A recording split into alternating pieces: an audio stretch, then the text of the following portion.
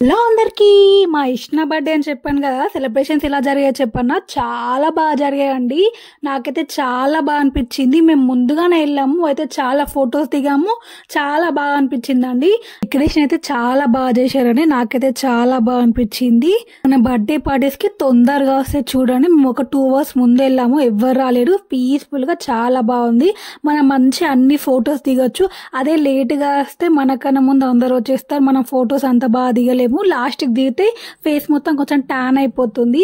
అదే ఇలా ముందుగానే వస్తే మంచిగా ఫొటోస్ దిగచ్చు. తినే అండి బర్త్డే గర్ల్ యష్నా సురేష్ అనమాట. తిను వాళ్ళ మమ్మీ ఫాదర్. చూడండి అందరం రెడీ అయిపోయినాం. ఈ యొక్క హాఫ్ అన్ అవర్ లో ఫంక్షన్ కూడా స్టార్ట్ అవుతుంది.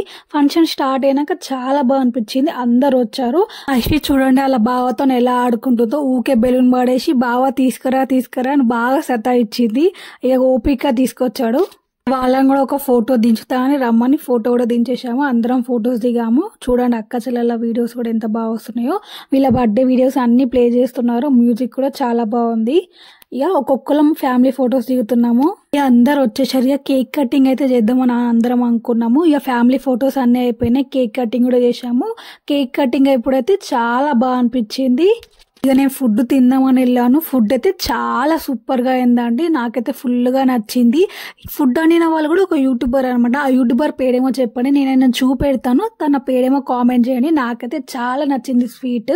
తినేయండి యూట్యూబర్, తిన పేరేంటో నాకు కామెంట్ చేయండి. ఒకసారి లైక్ చేయండి, షేర్ చేయండి, అండ్ సబ్స్క్రైబ్ కూడా చేసుకోండి. మరి కొత్త నేను మళ్ళీ వస్తాను. Bye friends.